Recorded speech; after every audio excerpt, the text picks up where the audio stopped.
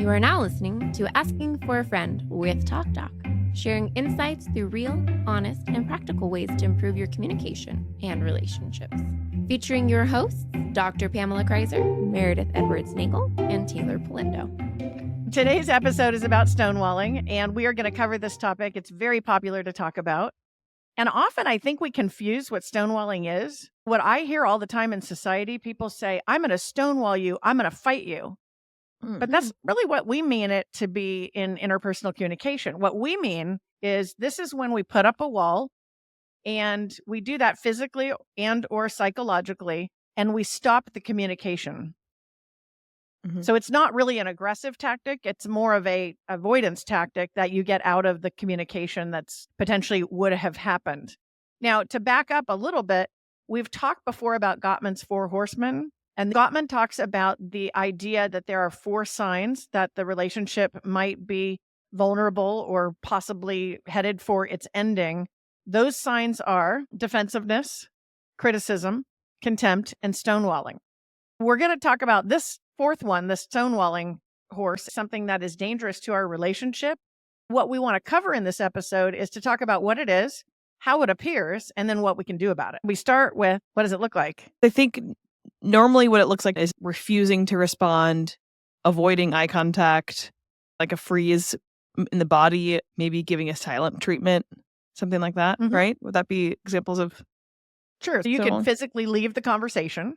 Yeah, leaving the room. You could say, I won't talk about this topic, but that's not always how it appears. A lot of times people just don't talk about the topic. They don't say, I'm not going to talk about the topic. So it's like a form of silent treatment. But could it be just changing the subject? I'm just going to ignore that completely and no. I'm just not going to talk about that subject. Like you said, Teighlor, avoiding certain topics or changing subjects. We might see people just go silent on certain things or look glazed over or just hold back and not say what they were going to say. Gottman talks about this idea that their bodies will stay in the conversation, but they're not having the conversation anymore. Oh, yeah. Yeah.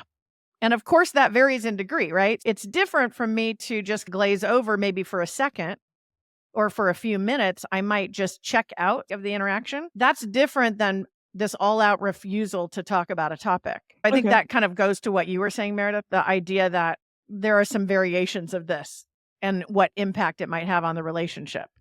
So is it the worst thing that I checked out for a minute on a topic? Not terrible. But if I do it all the time on that topic, or I refuse to talk about certain topics in this close relationship, that's what Gottman would consider pretty dangerous.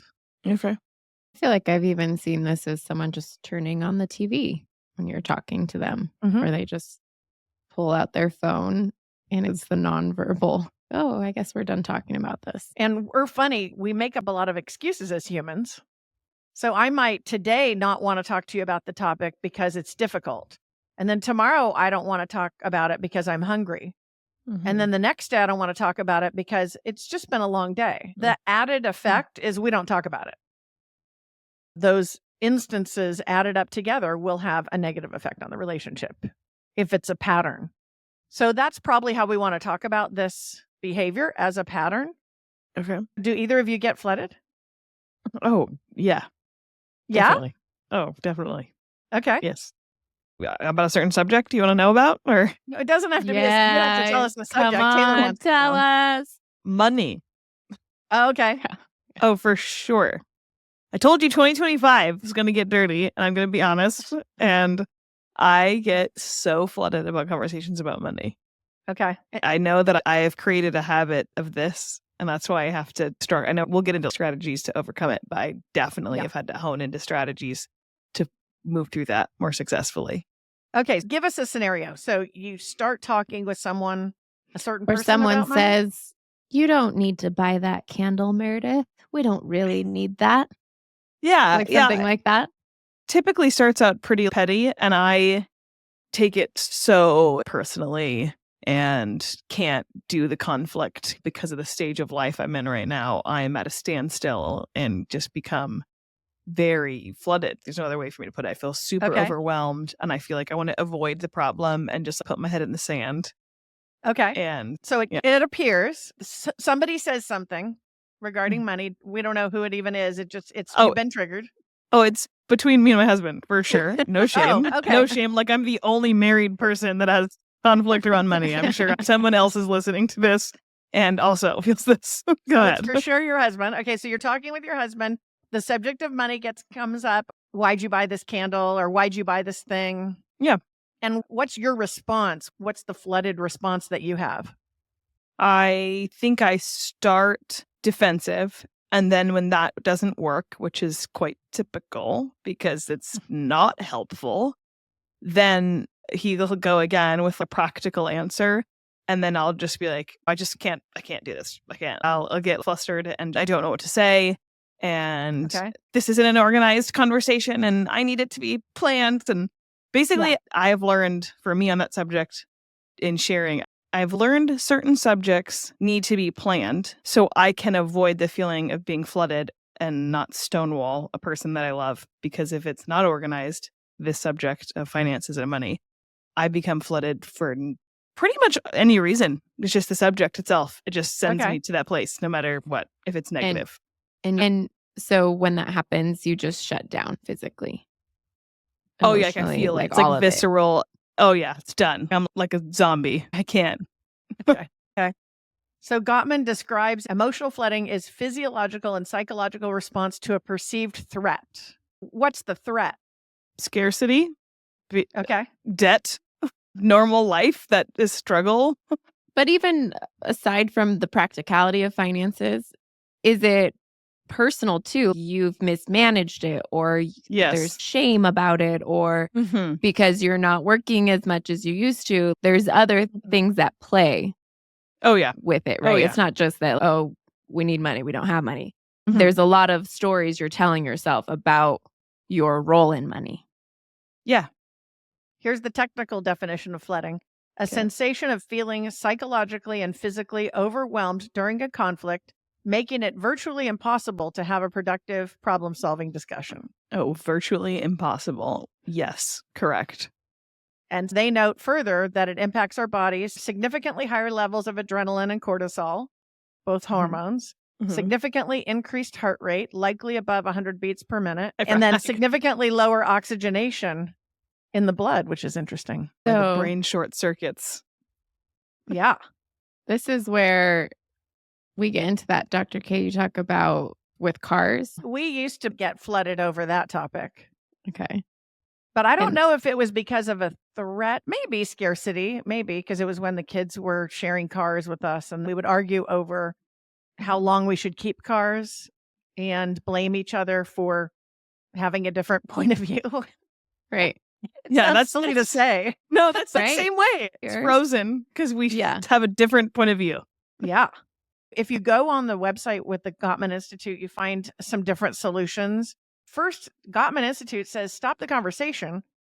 You're crazy to think this is still going to happen when you just found out one person at least can no longer have the conversation. The conversation has to stop. Now, I will tell you, as someone who is married to someone who gets flooded, it's not usually me, it's usually him. Except that you have said, if it's not going to be productive, then what is the point? So I have said that. You should say that back to me because I want to have the conversation. But we're not getting anywhere. So that is where the pause comes. We stop. Yeah. And I had to learn that really, truly. I had to learn that no matter how much I wanted to have that conversation, and even in my mind, playing the odds, like saying at least half the time, you should have to have the conversation so I get my way half the time. But I had to learn it's still not going to be productive. And so you're going to have to stop the conversation and you're not going to get your preference met. What's the non-productive result in a person receiving this stonewalling? What does that mean for someone receiving? I can sit there demanding that we talk more about cars or more about money. We're going to have the conversation right now and just say that's what has to happen. But the reality is the person on the other side can't have the conversation. Just like you said, just frozen, not able to respond, not rational, not there. Yeah. And I had to really learn that first step, which is stop the conversation. The next remedy, just take a break. A break means there'll be something returned to. Yeah, a break. And what that means is you have to take a break from that interaction. Often we take the break separate from each other. What about you, Meredith? Yeah, for me, I just need to know it's on the calendar. I don't know why it helps me. Maybe it's the thing with you and the conversation about cars. Even if it's like, hey, on Thursday at lunch or on Saturday when we were having breakfast, I want to talk about our budget for the month. I just feel, okay, pressure off. The conversation's coming. I can relax and I can get into it. I have no problem having the conversation. It's when it gets sprung up out of something that it didn't need to be. Yeah. This is why we shouldn't buy the candle, or this is why this is this. Let's just not do it and move on. Can we talk about it on Saturday at coffee? I can't go into it off surprise. It's a subject that I need planned. I think Okay. Which most of the time I feel like you do. This is dumb. Let's talk stuff through. But this one really gets me. Yeah. But when we take the break, is this where we talk about not ruminating, not replaying everything that just happened over and over? Yes. It has to be a mental break as well as the physical break. You have to stop having it in your head as well. You have to have an actual break from it. What Gottman says is don't go in the other room and think about why the other person's so bad or so wrong. Because you're not taking a break. You're just saying, now I'm going to take it into the other room and I'm just going to stew on it. The reason that doesn't work is because the cortisol, the hormones, your heart rate, all those things are still elevated. The only way to get them to calm down is to actually take a break. And that includes taking a break from the thinking about it too. I think we go wrong in that way, though. I've certainly left a room and gone back to my office thinking about how right I am. Yeah. I'm planning out the next argument. And these are all my like if we were to have it again. Yeah. I'm going to say and this. Those are all this your is points. where you were wrong. And this is where you were wrong. And this why we'll win this. I love that. And then the part that we all want to talk about is we've stopped the conversation. We've taken a legitimate break. Now we're going to make a plan to have that conversation. You talked about scheduling it, but we have to have enough of a break to be able to come back and talk about it when our emotions are not so high and so triggered. Yeah. Or even for me, I know for some reason the subject, when it's a surprise conversation, I haven't gotten to a place where I'm not just triggered. I just get there. It happens really fast. I don't love it, but I know that about myself. So I'm trying to schedule it. Maybe enough scheduling of it, it'll calm me down and I can grow. But it's about the coming back, I think, which is the key about this, right? Because the hard time I have in talking with friends and people in my life is they have friends or partners or relationships where the person does stonewalling, but there's no leaning into returning to the conversation, or there's just no leaning into conversation, period, which is not, I think, what we're trying to get at here, right? We're recognizing stonewalling is something that Gottman says is a huge trigger to potentially ending a relationship. A check engine light on your car of your relationship. And we're trying to lean into, okay, so what are some things if we're to have that tendency that we can do to help ourselves? And what are some things we can do with a partner that we can help move through, that has a willingness to move through it? That's not just, I'm stuck this and I'm not coming back. Because I think that's a big difference, at least what I feel in this conversation. I would get really upset with myself falling into the stonewalling way about financial conversations. But at the same time, no, I want to be better at this. I want to be able to have it. It's just, I'm done right now. Yeah. Can't. It's not that, and I don't want to stop communication in the relationship, but just not in this moment. And then you're saying, let's make a plan to get back into it. Right. Is that fair? I feel like it's time for a quiz. We haven't had a quiz in It's always 2025 yet. Time for a quiz with you. Okay, so I've got some practice questions for you. Okay. Okay, you ready? Who floods quicker, men or women? Men, for sure. That's true. Which I don't know if we would always think that, right? I wouldn't. Because we always say that women are more emotional, but men tend to flood quicker. I think we're trained to think that, but this is... That's fair. That's fair. Yeah. Okay, the next one is for you, Teighlor. Who stays flooded longer, men or women? Okay. I think it's women because of the ruminating. It's actually men. Dang it. What's interesting is that Gottman in his research found the following, that men flood quicker. It takes less for them to get flooded. Mm-hmm. They're more easily overwhelmed and they stay flooded longer. I don't think we would guess that. Yeah. We know that if you lined up 100 stonewallers, that 80 to 85% of them would identify as men. That doesn't mean that 85% of men are stonewallers. It just means that of the stonewallers in the world, more are going to identify as men. All right, you ready for the quiz? Yeah, let's do this. Okay, question number 1. On average, how long do individuals typically stay flooded? On average? Yep. Is this like in hours? We're looking for hours? Days? 1 hour. 3 days. 20 minutes. Average 3 days? Now, Are you okay? She's not okay. That's That's funny. Okay, you were a little closer with 1 hour. Next question. When someone is experiencing emotional flooding, what is the most common method for self-soothing? Going for a walk.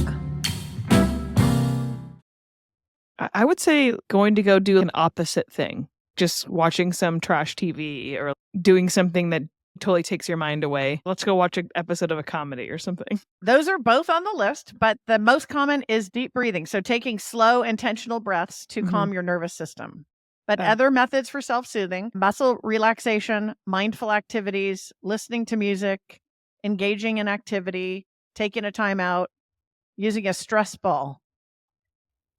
That's actually on there. It's actually on there. All right. I guess I'll give you one more bonus question. It's not actually about flooding, but it's a bonus question. Okay. Who is more likely to initiate a breakup, men or women? Women. Men. Meredith, you win the quiz. According to research, women are more likely to initiate breakups than men, particularly when it comes to long-term relationships like marriage, with studies showing that women initiate larger percentages of divorce than men. Yeah. First quiz of 2025 in the books. And I won. Meredith takes it by a landslide. Meredith has got 1 on the scoreboard. I'm liking this year so far. Starting out good. Getting Well done. vulnerable, but I'm still winning. Right. That's all that matters. Oh, man. We talk a lot about how conflict is this inevitable thing in communication and relationships here. And I find it interesting to learn that stonewalling is almost this strange tactic we do to avoid conflict as a strategy, right? It's a conflict avoidance thing, which I find funny about myself when it comes to financial stuff. And I'm able to laugh at myself about it. But I do this thing to avoid it. I'm like, stonewall, freeze, don't engage, avoid conflict. Just this thing in my mind.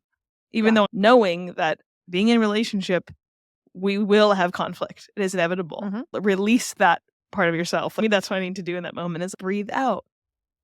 Breathe in and breathe out slowly. That conflict is part of relationship. That's not a bad thing necessarily.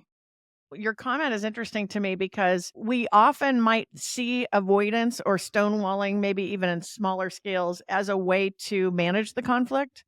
And Gottman would say it's getting you into the conflict. Okay. We might see, well, I'm not going to get in the topic because I don't want it to be tough for us, or I don't want to get into that detail because that's going to be the conflict that we're going to have.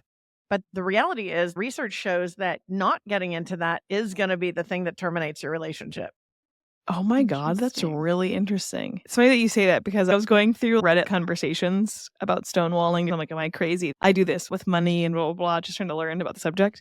You're trying to find some support for your point of view. Yeah. When I was reading that this couple, essentially one person was hiding things about their money and just wouldn't talk about it, was refusing to discuss savings and income. And this person didn't marry them because of it.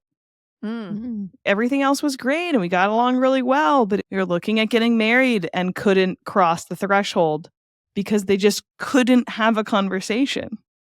My mind would spin like, what are you hiding? Yeah, but it has impact. Do we want to talk about what stonewalling does to the person on the other side that's receiving that? The person who is stonewalled? Yeah, so some of the damaging effects on relationships on the receiver of being stonewalled, I was learning are you feel like you're ignored, You feel like your ideas or things that interest you to talk about or whatnot diminished. It ends up creating resentment within a person. It can escalate things to be bigger than they even really need to be because of a lack of willingness to come to a conversation. Yeah. It can make someone feel lonely or helpless and frustrated. It's just a very stuck feeling. At least I know from being treated that way before. Yeah. Where you feel very stuck. And I think when a person feels very stuck for so long, they can only take it for so long. And so if you lean into being someone that stonewalls, to know that's the kind of damage it can do to someone you're in a relationship with, I would hope would give someone some fire to go, wow, research says that by me doing this, I'm creating feelings of diminishment in my partner or feeling hopeless or resentful towards me. This would be a reason to work on that if it's not just because it's good. So what I hear you saying is that I'm right. You are. You are. Love that about you. No, it is validating to hear, because I'm the one that's being stonewalled. Then it's not often, but I'm the one that tends to be the receiver of that. It is, I think, important to look at both sides of that equation and say, what is the effect and what does that do over time? Yeah. Yeah. That's what helps me too in those moments. Yeah. That's good. I like it. That was eye-opening for me to read about this time and learn. I thought, oh, it's just a thing I do. It's not really doing anything to him. Yeah. But then the other day we actually had a disagreement about money. And he said something like, I feel like I can't talk to you because you do this. And I was like, you can't talk to me? No. What am I doing? What? Me doing this is doing that to you? How could there be a cause and effect here? No. This is just my problem. It does nothing to you. There's no cause and effect. It's just me. Yeah. But having to get outside of yourself and know that this could have some damage on another person is not good. And that's what you're saying, right? It costs you the relationship ultimately when you don't get into it. Yeah, especially if it's, I think, a valued subject or an important subject to that person. Obviously, we're married and have a house and kids. So yeah, talking about finances is important. Yeah. Yeah. Oh, definitely. Yeah. So when we think of the 4 horsemen, while we say that if you lined up a bunch of stonewallers, most of them identify as men, what is typically something women do more than men? You remember? Criticism. That's right. Probably criticism. Yeah. That's the women. Yeah. That's rough. So if you think about the presence of both of those, where you might have someone who's critical or making critical comments and they're adding that to the mix, and then someone stonewalling, adding that to the mix, you can see we would have some tension. In my head, they split. So someone gets defensive and stonewalls, and the person builds contempt and also criticizes. So it's just a whirlwind. Yeah, that's how I see when they say the 4. If the 4 are present in intensity and frequency, I feel like not just all happening on one person. I see those 2 pair together well, and then just the biggest clusterfuck you're ever going to have. Can be, for sure. One, Teighlor, say what you do bad. I need to hear. Yeah, Just leave it. I can be a stonewaller, I think, in a less intimate relationship because I don't see it as important enough to get into a certain topic. So I'm more comfortable. I don't have the intimacy there or the trust there. I'm not going to dive into this with you. Talking this weekend with my husband, we agreed that in most communication, if it's masculine, typical, I probably do that in our relationship. But he agreed that he didn't think that I stonewall him. He thinks that I get to a place that I need to process whatever information is coming in. And if I am asked or berated, I will have a hard time getting good information to you. I need the time to process it. So if you keep berating me, you're not going to get an answer you want. You're going to get some jumbled half thought. And he knows this about me. He knows to either give me the time and space. And he knows that I'm not shutting down to punish or because I don't want to have the conversation. I just don't think it's going to be a productive conversation. He said from the outside, people might look at us because we both do this and think that we're stonewalling each other. But I actually think it's the 2 of us learning that we just need to process something before we can have a conversation. So yeah, I don't think this is one of mine. I think that if I'm honest, like contempt and criticism are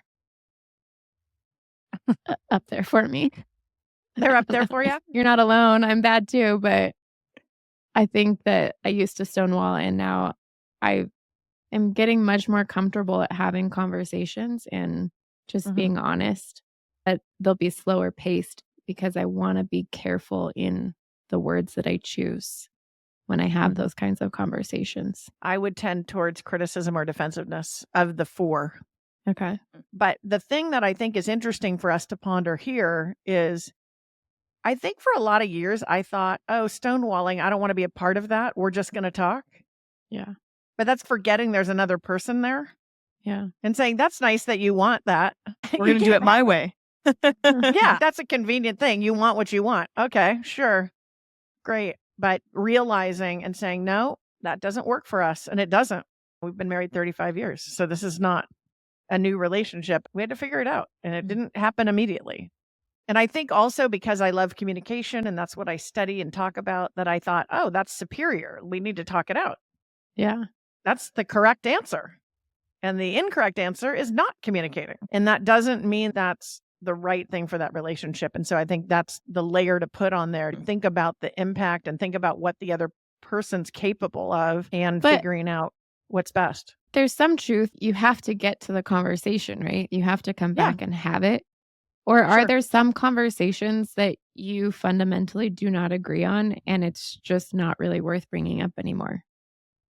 I think we go back and talk about them eventually, but just not in that moment. Yeah, I would say it depends if it's it's a value or something that would affect you moving forward in the relationship.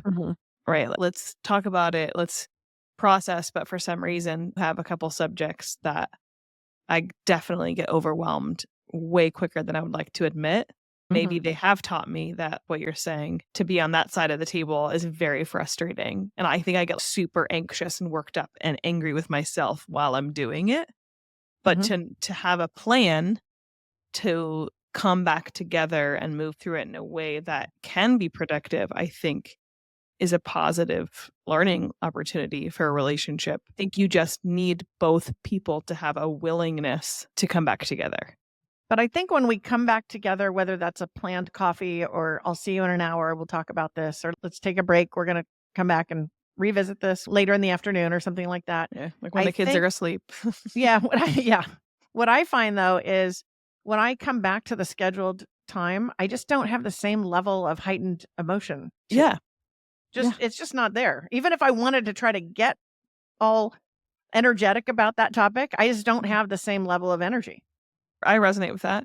Because what I remember learning about this, Dr. K, with your planned conversations on the calendar of certain subjects, is it does take the heat or the tension out of if I know that my partner or myself can't just randomly bring up this subject that we know is a source of tension. And I think that's the thing for me is if I know that the conversation about finances is planned, then I don't walk around wondering sometimes, oh, is it in this disagreement? Is it going to come up again? I can release almost like the worry of it all. I know my friend or my partner can't have this conversation because it's triggering for some reason. And then they can release that I would bring something up to trigger them on purpose just to piss them off. Yeah, that's good.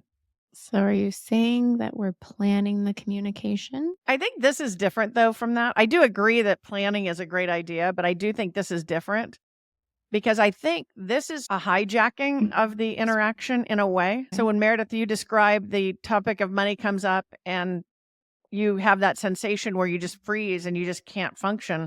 I like the word hijacking because you did not plan on that journey. That was not in the plan. Yeah. I would love to get to a point where I'm not like this about the subject. I would love to not be like this. And I'm sure somebody listening maybe is like that too. I hope I'm not alone. I know that it's unproductive when it's sprung up. I have yet to have an experience where it sprung up and I feel like, oh, wow, we really learned something there. That was really peaceful. But when I know it's coming, it's hard for me to just work up getting heated on a Saturday morning. I want to move through this with my person. So I'm in it. So we planned it. Let's do it. So that kind of leaves us in a different spot then, because we talked about stonewalling generally, and we talked about the reactions that happen. And then we said in that moment, you take a break and you put it on the calendar, you reschedule. But I think you're taking it almost a step further here to say that you could decide there's certain topics that tend to be stonewalling topics. Let's put them on the calendar now before we even have the first interaction about it. Mm. And once a month, we're going to talk money, or once a month, we're going to talk about your parents, or whatever the topic is, the vacations or the kids or whatever. No, I get what you're saying. There's some that you can say, okay, I need the hour. Let's turn away, distract, do something different, and come back. We have the opportunity. Some that I think, depending on where you're at in life, like for us, if we start having one when the kids are put down and somebody gets in stonewalling mode, it's okay. Let's come back tomorrow after the kids are asleep. Or what do we have going on this week? But we can't do it tomorrow morning. Let's be realistic about our week. Yeah. And then there's some where, I get scheduled, even out a month. It helps me. And until I can get better at that type of conflict by practice. Yeah. Which is a lot of what you say, just like continuing to do it over and over again. It eases the tension of it all. But don't you think having it as a planned conversation kind of takes the emotion out of it, or at least drains half of it? Yeah. Because how mad can you be if you talk about it every Friday? Yeah. Or every once a month or whatever. At some point, you talk about it with some regularity. Yeah. I agree. It takes the steam out of it, for sure. Yeah, that's a good way to say it. My husband and I, we talk a lot, just our week. We have lots of conversations. Okay, looking at tomorrow, looking at the whole week, looking at the month. Yeah. Because of things like, I don't want to be late to something.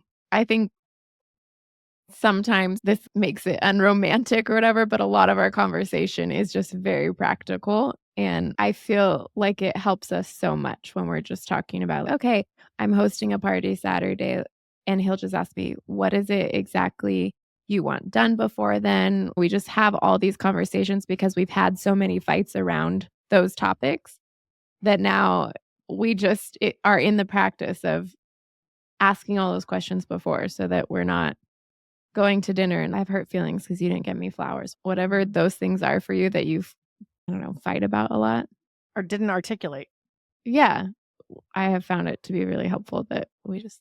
So Saturday is my birthday. I expect a gift over $300. Oh man. So big. Teighlor being that direct, and I love it. Big blowout over my birthday last month. Oh, really? Oh yeah. Such hurt feelings. Because we're going on over a decade of birthdays, and I thought I was pretty clear on what I expect. I am not someone that ever expects you to read my mind. I am very clear. But at the same time, you don't want to lay everything out for someone. And we found out that we just have a fundamental difference of I expect you to find out who's available first and then make the plan. And he is, let's make the plan and then contact people. I mean, to watch the children? No. Or just to celebrate, right? No, the celebration, yeah. Oh. For me, it's not about the event. It's about who I'm with. And for him, it's the event. And then we'll add people in. So it took over 10 years, and we finally figured out the source of conflict. So there's hope, people. There's hope. There's hope. But it was a lot of questions. I kept saying, hey, the birthday's coming up. What have you planned for that, Wood? He knows it's on him to plan. That's not the question. That's also 10 years of two people leaning in a lot into conflict. Not saying that you're perfect, and I'm sure you've had your moments of pause and struggle and whatever. Yeah. But that's where this one for me is, I feel just in a lot of conversations I have with like friends and partners and stuff, you need to lean in to coming back to the conversation. In all honesty, it was not just the birthday, but we've had some big conversations this last month. And if that other person is not as willing or more so to make the relationship the most important thing in your life, it's going to fall apart so quickly. And I felt so solid. I'm like, man, it's just how quickly cracks can come in. You both have to be making this a huge priority. I get why you wake up 25 years later, the kids are out, I'm out. Why are we even doing this? We're roommates at this point. No. Yeah. Cannot. So that's a good way to end this, to point out that stonewalling and these other things are going to happen. Doesn't mean your relationship's over. We know these things can happen and we expect them to happen. But what I heard you just articulate is it's really what you do after that. We would love to head off and say, I'm never going to be in that situation where I'm flooded, or I'm never going to have another critical comment leave my mouth. But the reality is those things are going to happen. But what you do next is the question. And understanding that process, and then also being committed in the relationship that you want to keep and intentional about figuring out what's behind this. And as you said, Meredith, lean in to figure it out together. Yeah. Once again, thank you for joining us today. Please remember to rate, share, and subscribe to our podcast. And thank you for listening to Asking for a Friend. Let us know what you thought of the episode. Our email is hello@afafpodcast.com. This show is for educational purposes only and is copyrighted.